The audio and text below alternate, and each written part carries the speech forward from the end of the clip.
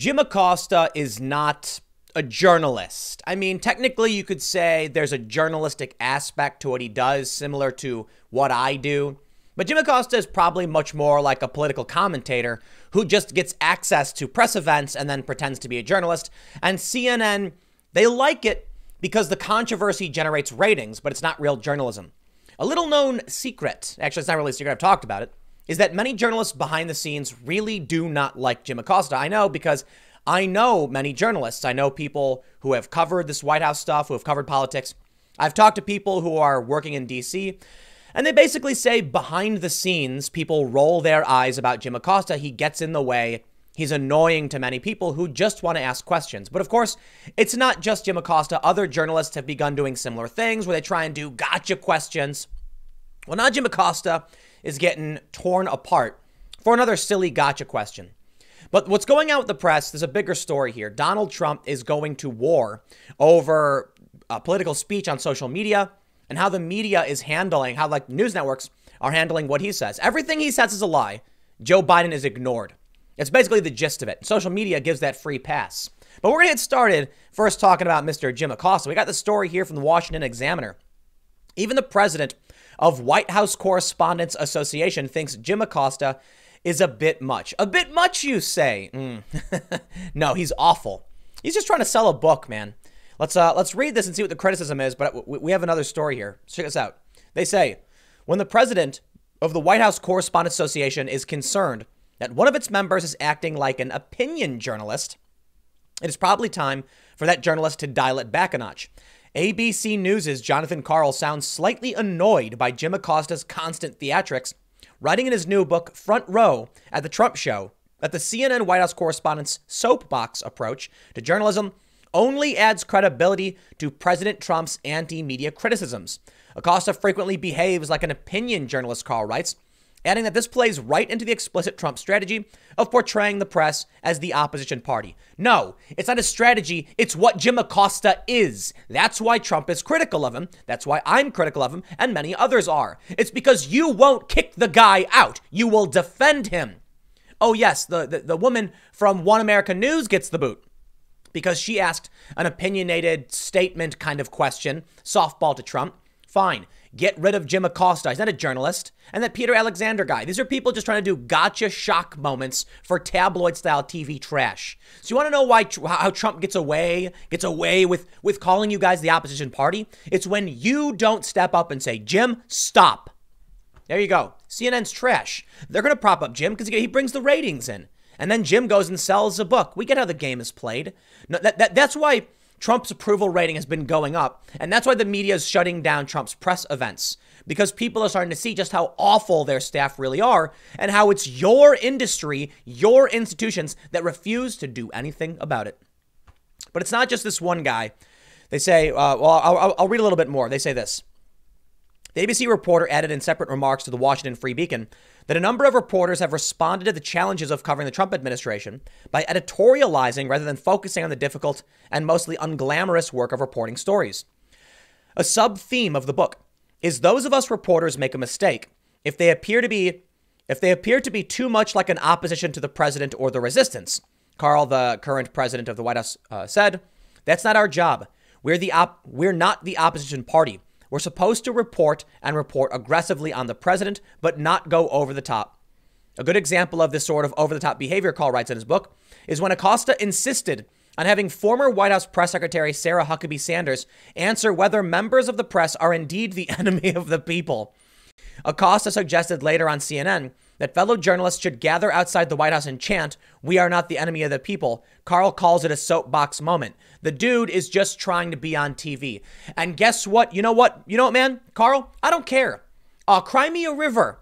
I'll tell you what. Why don't you write us? I'm glad you wrote about this. Why don't you take his press credentials? Why don't you tell him to get out? Why don't you all vote and say Jim Acosta is wasting everyone's time? Check this story out. Now we have the latest story. This is from Town Hall. Jim Acosta still embarrassing CNN at White House press briefings. CNN is going after the resistance. They don't care. All the people who they're attracting, they're trying to get, are the people who just hate Trump no matter what he does. And they like Acosta's symbolic emotional victories of saying stupid things to people. Are the press really the enemy of the people? We should protest. What? Journalists shouldn't be doing this. Sit there and write down what was said, ask questions to get clarification, and then move on. Town Hall writes, fake news CNN reporter Jim Acosta continues to be a blight at the White House press briefings, and even the dude who runs the top guy at the White House Correspondents Association won't do anything about it, but agrees, huh? In a crowd full of bad reporters asking irrelevant gotcha questions, at a time when our nation needs important information more than ever, Acosta stands out as the most disruptive figure at the briefings. He's always been annoying. But as Americans are dying in a global pandemic, Acosta is playing politics and interrupting experts in an attempt to score political points against the president. On Friday, Acosta interrupted Dr. Deborah Birx as she tried to explain the current focus of the administration's efforts is to tackle the coronavirus. Dr. Birx said there will be an appropriate time later to analyze the actions of the global community and its response to the coronavirus pandemic. Acosta interrupted the doctor, demanding to know why the president said the virus would go away, and it hasn't yet. Here's my answer. Well, it does in fact turn out that the president is not psychic, much to the dismay of the public and shock, I would add, because everyone assumed he was. It's also possible that Trump said it would go away one day just like that, and maybe we're just not there yet. Calm down, buddy. Have a seat. It's basically the same question Acosta keeps asking at every briefing. People are getting sick of it. Jonathan Turley, the constitutional law professor who testified before the House impeachment inquiry, said Acosta's behavior is destroying the media's credibility, and CNN really can't afford to lose any more of that, but the media won't stand up to any of these people. This is the funny thing. I worked for these companies. I know how the game is played. And I stood up and I walked. I said, I don't want to be involved in this. But they don't care about you. They don't care about journalism. It was always about running a business, always. And the media industry has always been decently lucrative, although it's been getting bad in the past decade or two. You know, the revenues are slowing down, ad revenues going other places. It was always just business. And the news was a marketing tactic. So yellow journalism has existed forever. They're not here to tell you the truth, to give you the facts. They're going to prop up narratives to make money. Here's the tweet from Jonathan Turley. Jim Acosta's interruption of Dr. Birx is an example of how CNN's echo journalism model is destroying the media's credibility. Every question from Acosta is an effort to score points rather than elicit information. It is a press pandemic that continues to rage without relief.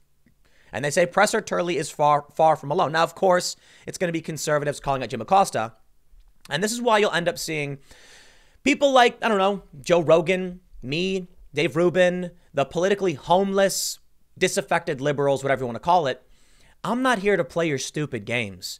You annoy me, Jim Acosta. You don't ask questions. You waste everyone's time. And then these other outlets that shut off Trump's press events, we know you don't actually care about what's really going on, what the president has to say. So why would I consider you a journalist if you're going to editorialize everything, every question, and waste our time? So regular people, not politically, people who are not hyper partisan themselves, who just want to know what's going on, want to pay attention, live their lives. They turn on CNN and they see a clown yelling at the president. And sure, they can call the president a clown too. I don't care. There's two clowns then. Two clowns yelling at each other. You know what?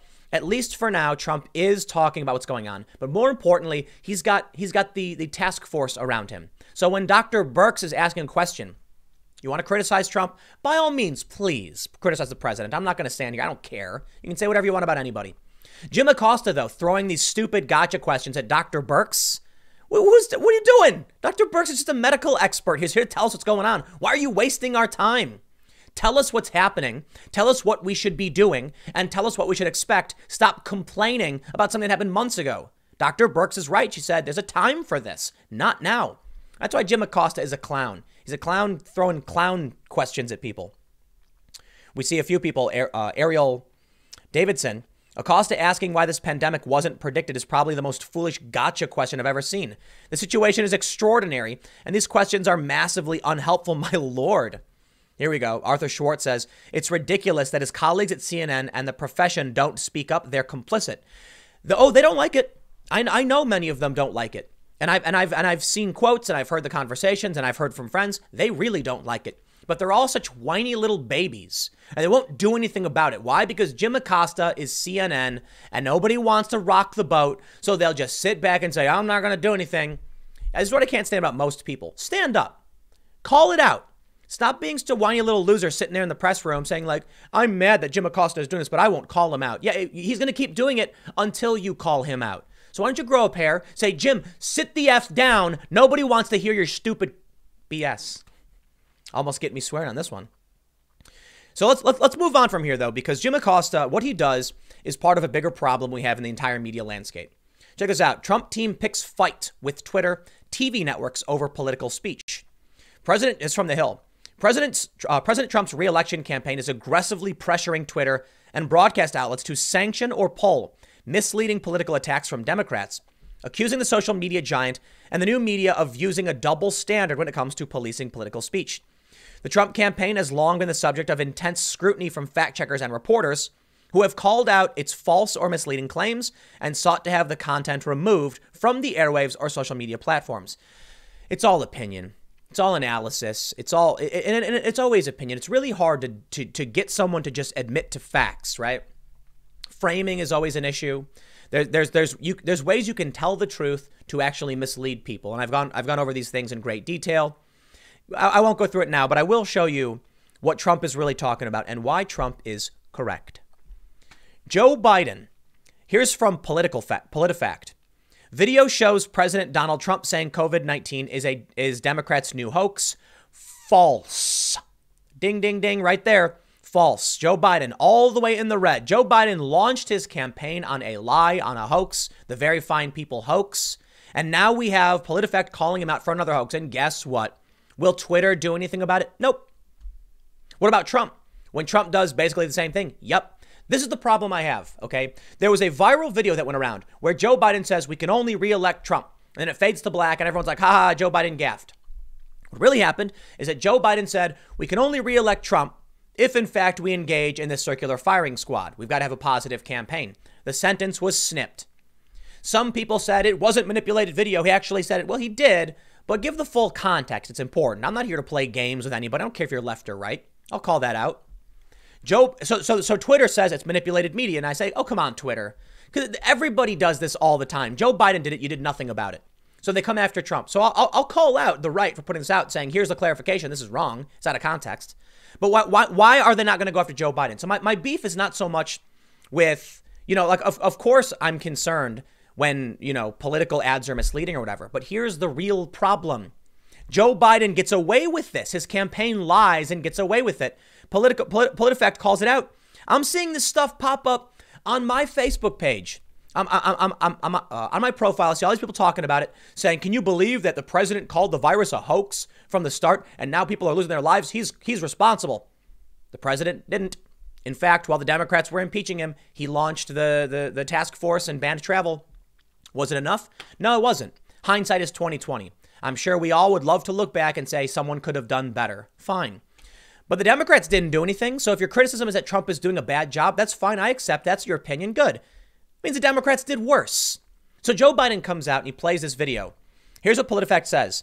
The video makes it look like Trump called coronavirus their new hoax. In fact, there was nearly a full minute between when the president said coronavirus and hoax during a February 28th rally in North Charleston, South Carolina. In a video tweeted March 3rd, Joe Biden's campaign made it look like President Trump called the coronavirus outbreak a hoax. The video cycles through a slew of sound bites from Trump. In one clip shows the president rally, and then it says coronavirus. Skip. This is their new hoax, Trump is pictured saying. The video makes it seem like Trump is calling the disease itself a hoax, which he hasn't done. The words are Trump's, but the editing is Biden's. Well, good on you, PolitiFact, for finally calling out the fake news. But did Twitter take action? As far as I could tell, they did not. They refused to do anything. This says there's no violation here. Incredible. What the Trump supporters were doing with Biden's quote where he says we can only re-elect Trump was cutting off context. You can argue that's bad. I think it's bad. But you know what's worse? taking a sentence, splicing words and smashing them together to change what was said. We're not talking about context. We're talking about manipulating media, and Twitter didn't care about that. Yeah, that's the game being played. This is why probably people won't do anything about Jim Acosta. So here's what they say over at the Hill. In recent weeks, the Trump campaign has threatened legal action against TV stations for airing an ad cut by the Democratic super PAC that makes it seem as if Trump called the coronavirus a hoax, just like Joe Biden did. It has also been sending scores of emails to Twitter to flag videos being produced and shared by Democrats to make the case that the content runs afoul of the company's policy on manipulated media.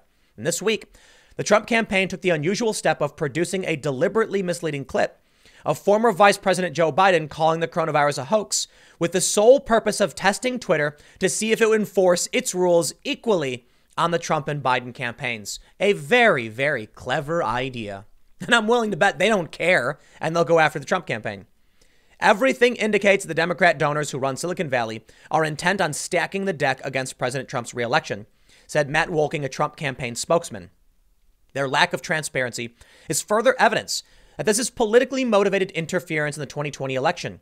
Political speech and debate should not be policed and silenced by faceless, unknown actors and social justice warriors manipulating algorithms behind closed doors, he added. Since Trump was elected president, there has been an explosion of media fact-checking, leading to enormous pressure on platforms to sanction or pull content that is determined to be misleading. The president and his campaign have been accused of spreading misinformation through campaign ads countless times. Broadcast and cable news outlets have refused to run some Trump campaign ads. Twitter has used its new manipulated media policy to warn viewers that a Trump campaign video about Biden was taken out of context. There is pressure on the cable news outlets to stop running Trump's daily White House press briefings about the coronavirus because of concerns about instances of misinformation. Should we shut off CNN and MSNBC? If you're really arguing that Trump is saying misinformation, so we should shut him down, then how soon until you shut down Rachel Maddow's show? Because for 3 years, she spewed misinformation. And don't get me wrong.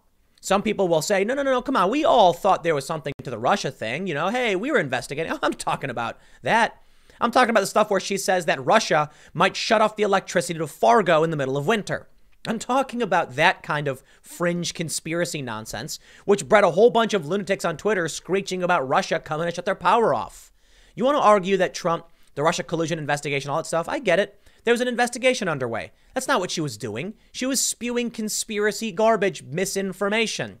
You gonna go and get her removed? Oh, I didn't think so. Yeah, it's biased.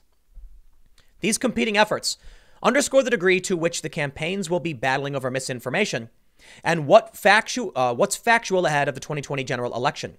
Democrats in particular are on high alert following the 2016 election, when Russian agents flooded social media with fake and divisive content aimed at damaging Hillary Clinton's campaign. Yeah, it was very few, actually. And the authorities said they didn't think it had much of an impact at all. It's one thing to define a standard you want to keep, but once you get into the business of applying it, things can get pretty squishy, said Toby Berkowitz, a former political ad buyer and media consultant who now teaches at Boston University. The inciting incident for the Trump campaign was a mocking video it released of Biden that showed the former vice president saying we can only re-elect Donald Trump. In his speech, Biden quickly doubled back to make it clear he was warning that Democrats would get Trump reelected if they were divided and attacking one another. The Trump campaign maintains that no one thinks Biden was endorsing Trump. They say the video is merely ribbing a political rival. Twitter, however, determined the remarks were deliberately taken out of context. The company cracked down, making it the first and so far only content it has sanctioned under its new manipulated media policy. Since then, the Trump campaign has been flooding Twitter with emails flagging Democratic content it says has been similarly taken out of context. Most notably, several Democratic groups have released ads featuring audio of Trump calling the coronavirus a hoax. Together, the ads have been shared and viewed on Twitter millions of times. And PolitiFact called it out, and Twitter says, we don't care. How are you going to come and say there's no bias against conservatives? Are you nuts? Rather, Trump was describing Democratic efforts to politicize his response as a hoax. The Trump campaign has threatened legal action against TV stations, broadcasting an ad from Priorities USA, the largest Democratic super PAC, in which Trump can be heard calling the coronavirus a hoax. But Twitter has declined to sanction the ad, and TV stations are continuing to run it. So I think we get it, man. I don't know if Trump's going to win, but I get it. Media experts are bracing for a 2020 campaign that is dominated by these types of struggles over information and context. It's really complicated, said Berkovitz. Should there be a particular standard? Is it applied to everyone in the same way? Sometimes there are such egregious uses of content that pretty much everyone agrees on it. But it's pretty clear that in this partisan era, most of the time views are going to be split. Yeah, I'll tell you what Twitter's going to do. Twitter's going to be biased like Twitter always has been. The media companies will then start writing that Trump is lying and he did call it a hoax. Or they'll say something like, did Trump really refer to the coronavirus as a hoax? Mixture. They'll say it's mostly true. And they'll say something like, they'll start twisting it and saying, while Trump didn't directly call the virus a hoax, the statements he made led many people to believe that the virus wasn't that serious and therefore blah, blah, blah, blah, blah.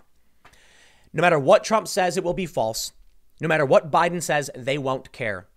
They're running Biden. I kid you not, The Atlantic wrote an article or published an article, Stay Alive, Joe Biden. They don't think he's worth anything. They just want a warm body to stand next to Trump because they think that's good enough. Y'all are nuts. It's not. I'll leave it there. Next segment will be coming up at 4 p.m. youtube.com/Timcast. That is a different channel. Thanks for hanging out. I'll see you then.